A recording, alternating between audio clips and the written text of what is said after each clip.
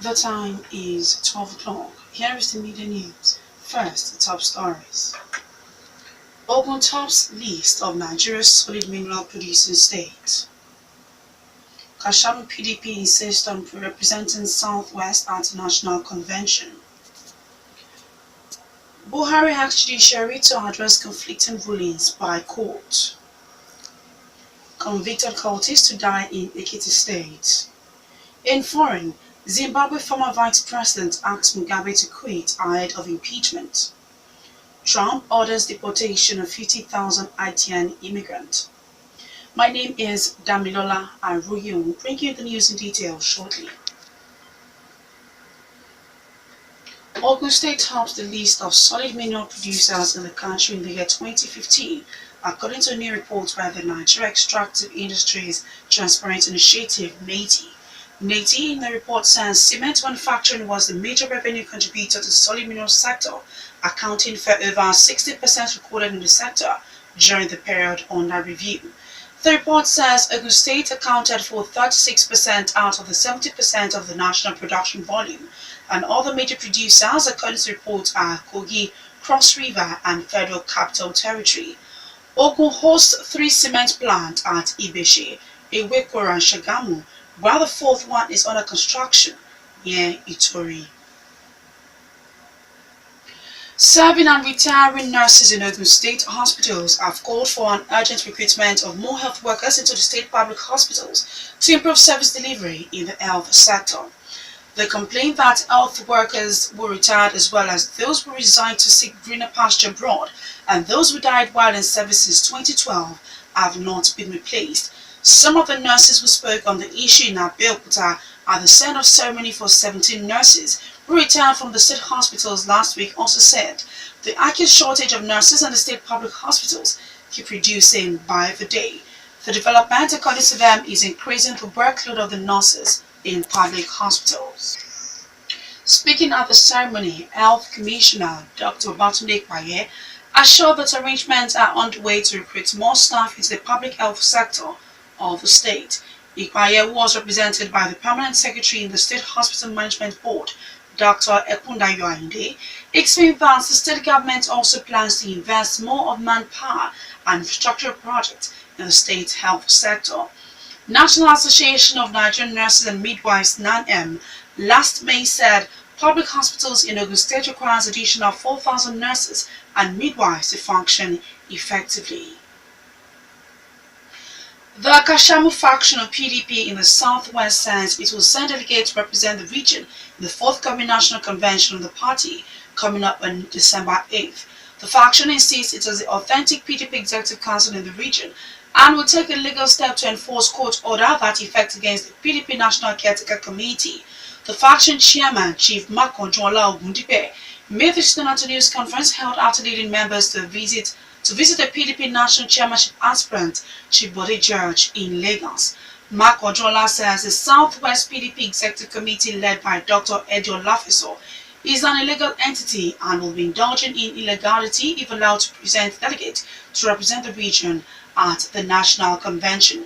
He warns that the recent Supreme Court ruling, which recognized the PDP National Caretaker Committee as the party's National Executive Committee, has not notified cases on the PDP leadership crisis in the Southwest region.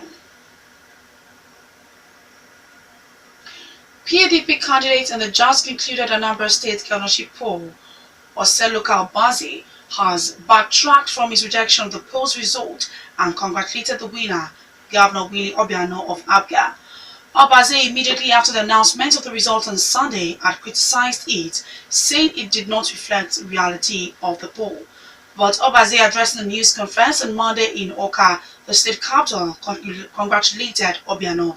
The PDP candidate, who assured that he had closed his chapter on the poll, says he had no intention of pursuing further his earlier rejection of the poll result.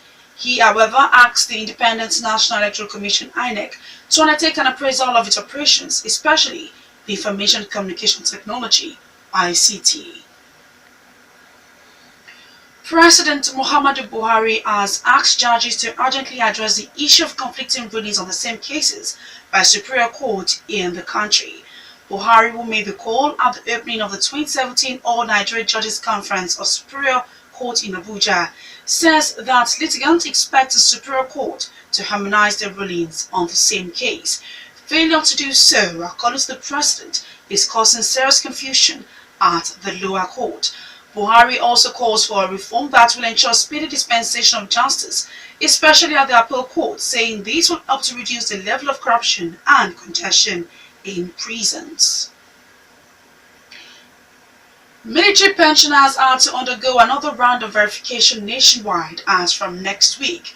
The exercise, scheduled to begin November 27th, is expected to end December 9th. Acting chairman of the Military Pensions Board, Brigadier General Adekunle Adesope, who made this known at a news conference in Abuja, says it will involve fingerprint capturing with the biometric database of the Commission.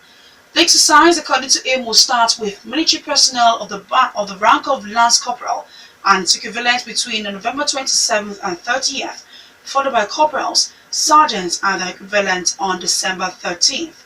It will be the turn of staff sergeants and their equivalent on December 4th and 5th, second lieutenant, captains and equivalent December 6th, majors, colonel and equivalent December 7th, and those on the ranks of brigadier general and above on December 8th. The military pensioners verification exercise was last conducted in 2015.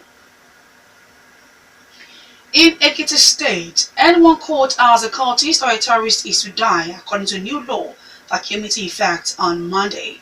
Governor Ayodele Fayose says this while signing into law a bill which stipulates a death penalty for anyone convicted of being a cultist or a terrorist in the state. The new law also stipulates a life jail term for anyone who provides any form of support to cultists or terrorists. The support could be in form of providing houses, space in nightclubs, hotels or residential apartments for cultists and terrorists. The governor, who expresses concern about the rise in cultism, especially in tertiary institutions in the state, also says such properties used by cultists will be confiscated by the state government.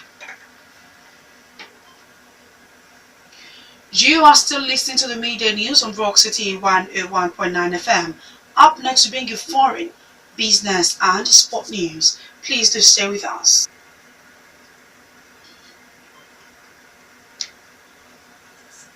In foreign, Zimbabwe's former vice president, who seconded led to last week's army takeover, has urged President Robert Mugabe to resign immediately. Speaking from an undisclosed location on Tuesday, Mr. Mnangagwa and the 93-year-old president shared the clarion call of his people and stepped down.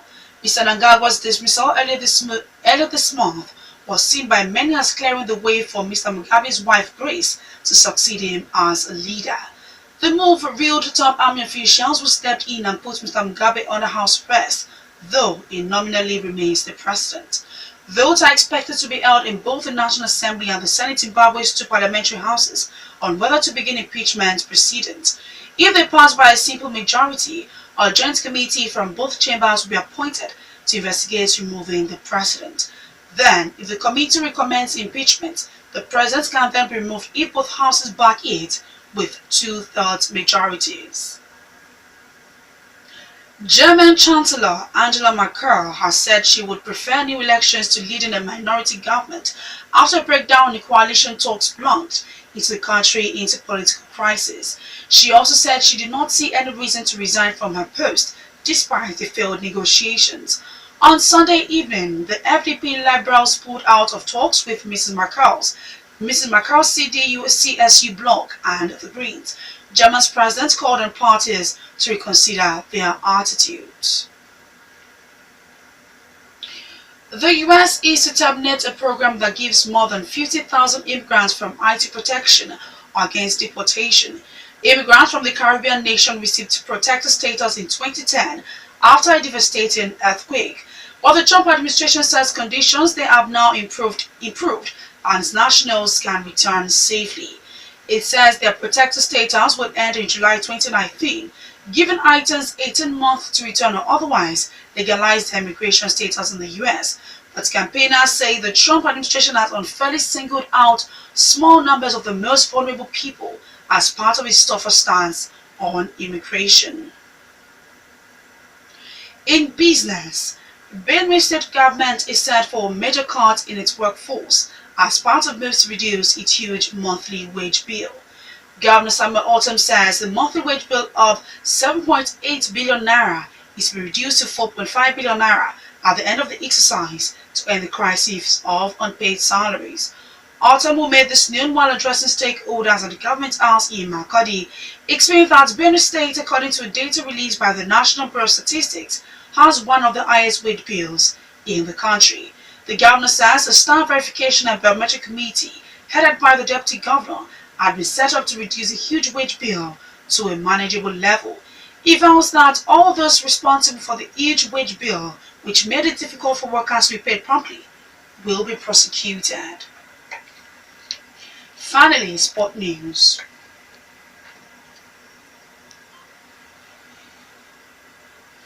In sport, Nigerian international Victor Moses has resumed training with his Chelsea teammate. Midfielder spent the last 5 weeks undergoing rehabilitation due to the hamstring problem he suffered against Crystal Palace.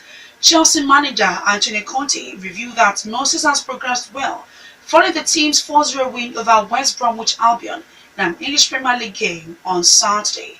Moses has made 6 league appearances for the Blues this season. That was the media news, and just before we go, the major stories once again. Ogun tops list of Nigeria's solid mineral producing states. Kasham PDP insists on representing Southwest at National Convention. Buhari asks judiciary to address conflicting rulings by courts. Convicted cultists to die in Ekiti State. In foreign, we told you that Zimbabwe former vice president asked Mugabe to quit ahead of impeachment. And also, Trump orders deportation of 50,000 Haitian immigrants. For more stories and to listen to us live, please log onto our website www.rockcityfmradio.com/live.